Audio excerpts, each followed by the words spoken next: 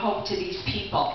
And you've touched many lives, and God will reward you for that. You know, and I just, you know, all of us, you don't have to go to Haiti to be a missionary.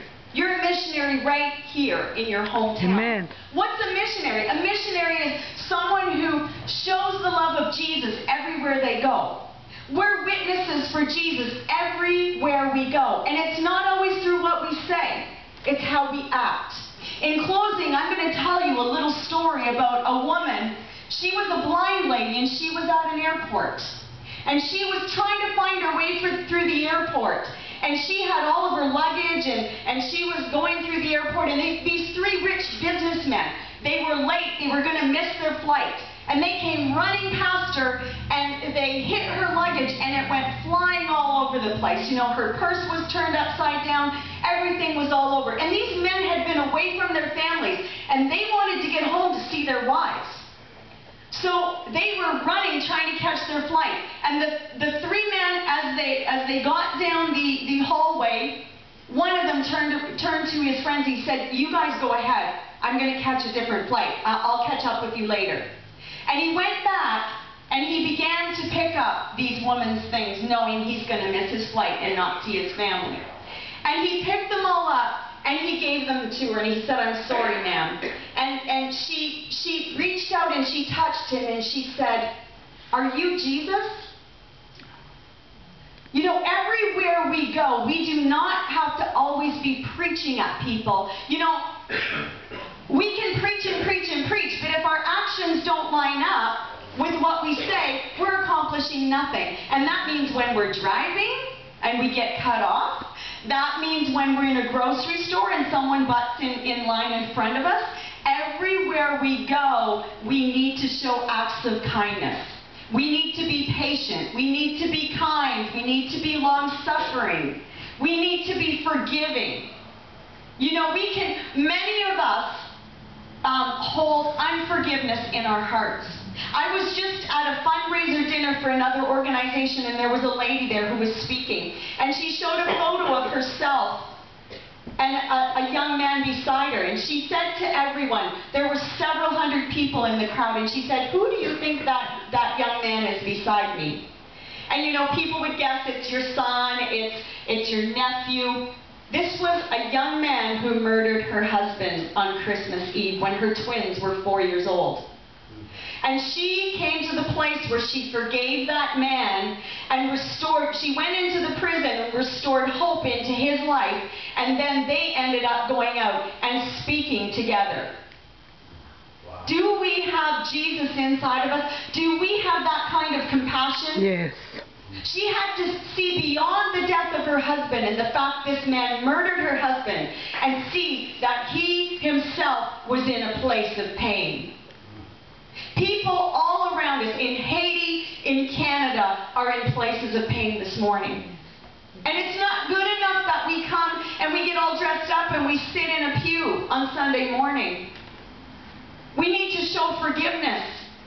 I don't care what somebody's done to you. When I saw that that woman could forgive that young man and love him like her own son, I thought, God, there's nothing. When we love you, there's nothing that we can't forgive when we truly, truly love you.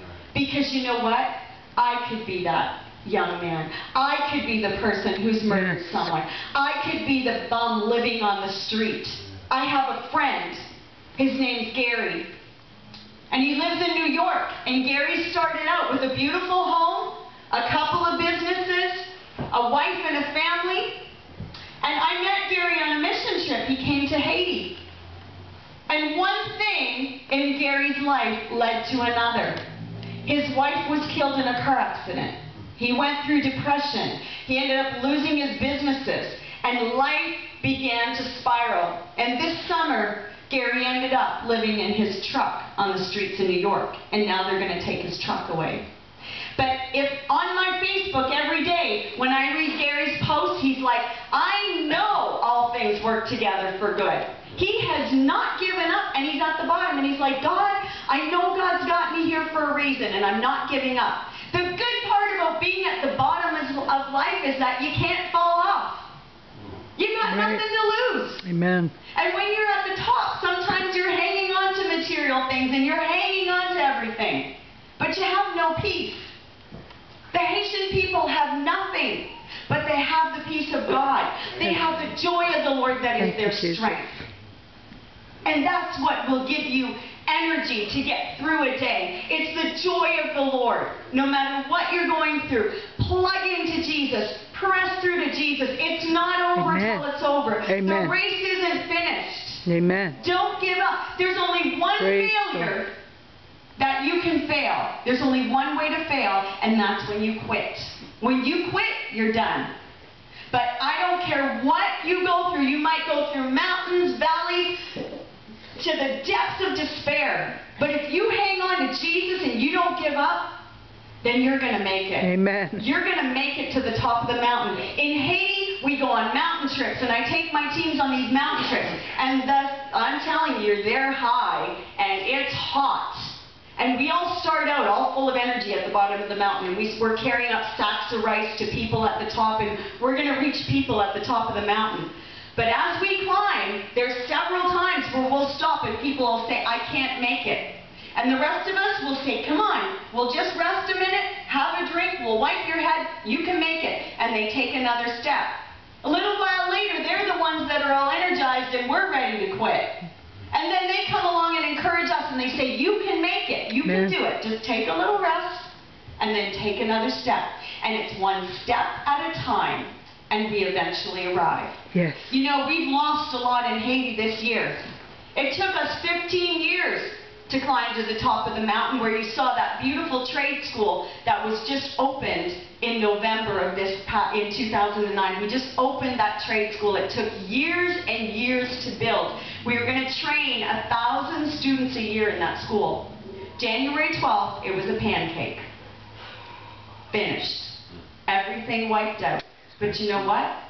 We're not giving up. No. And we need to keep the Haitian people in hope. We need to hold their hands now and say, you can make it to the top of the mountain. You can climb there again, and we're holding your hands.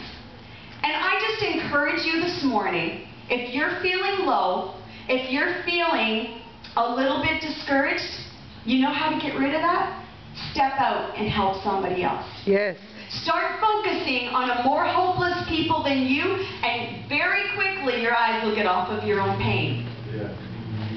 It's all about reaching out. And as you pour out love, as you pour out hope, as you pour out encouragement, it'll all come back to you and fill you back up. Press into Jesus this morning, and I thank you, I encourage you, I love you all, and you're an amazing group of people, and thank you for having us this morning, and thank you for your support and prayers to the people of Haiti. God bless. Amen.